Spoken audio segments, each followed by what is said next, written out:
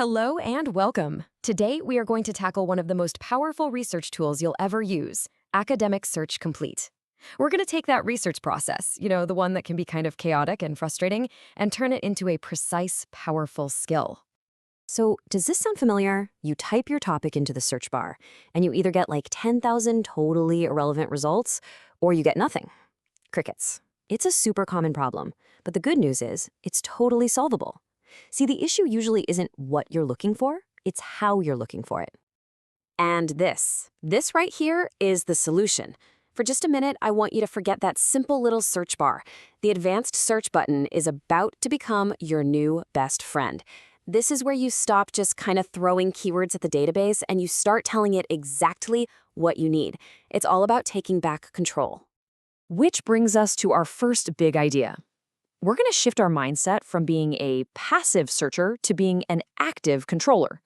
So instead of letting the database guess what you want, you're going to build a search so precise, so smart, that it can only give you what you know you want. Okay, so how do we actually do this?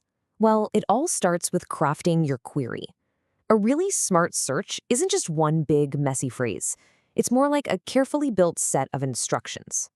So let's break down the building blocks. First step, quotation marks. Honestly, this might be the single most effective trick you can learn. When you put a phrase in quotes, you're telling the database, hey, I need these exact words, and they have to be in this exact order.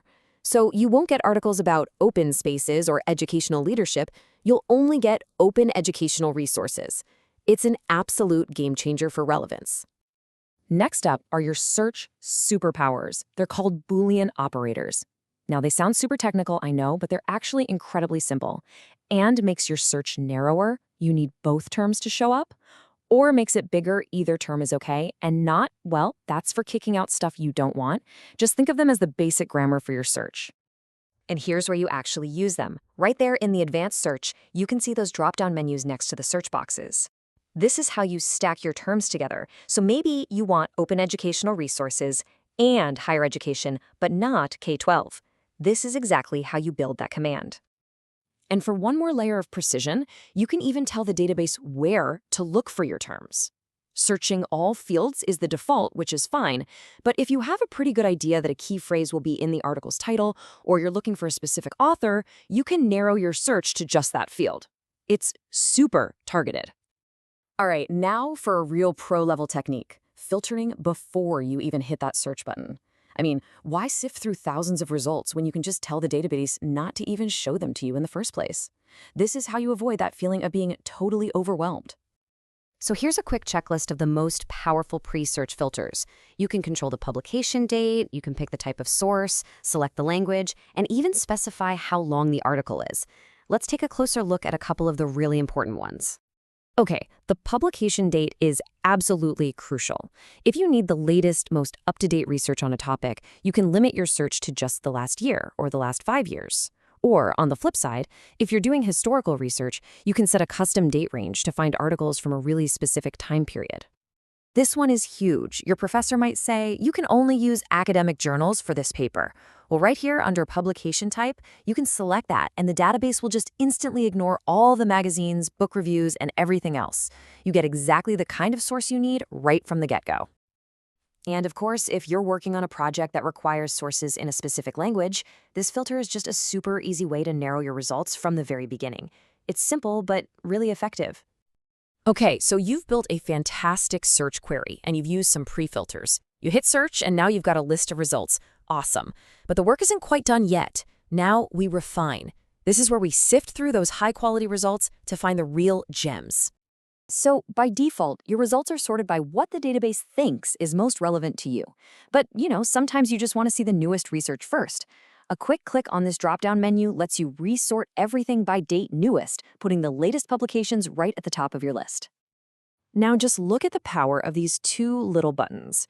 You might start with hundreds of results. First, click Full Text, because that makes sure you can actually read everything you find.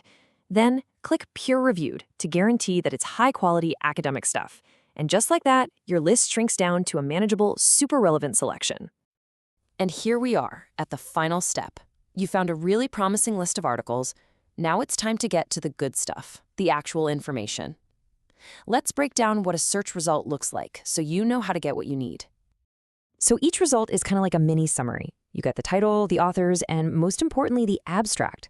The abstract is just a short summary of the entire article. Seriously, reading the abstract can save you hours of time. You'll know in about 30 seconds if an article is actually going to be useful for your project. Okay, here is a fantastic pro tip. See that list of subjects? The database has given the article these official tags. And here's the cool part. Every single one of them is a clickable link. So if you find one perfect article, clicking on its subject terms will launch a brand new search to find other articles tagged the exact same way. It's an amazing discovery tool. And this is the moment we've been working towards. You've read the abstract, you know this article is perfect for your paper. You click that Access Now PDF button, and the full text of the article just opens right up for you. That is the payoff. But wait, before you dive in and start reading, look for the Cite button. It's usually a little icon that looks like quotation marks. This tool is an absolute lifesaver when it comes time to build your bibliography or works cited page. But, and this is a really crucial point, this tool is powerful, but it's not perfect. You should always double-check the computer-generated citation against your style guide. Little formatting mistakes or punctuation errors can happen, and at the end of the day, you're the one responsible for getting it right. When you open the citation tool, you'll see this long list of all the different citation styles. All you have to do is scroll through, find the one you need, whether that's APA, MLA, Chicago, whatever, and then you can just copy the formatted citation. So there you have it. You've gone from being at the mercy of a search engine to being the pilot, totally capable of navigating this huge database to find exactly what you need. The tools are all in your hands. So the only question left is, where's your curiosity going to take you?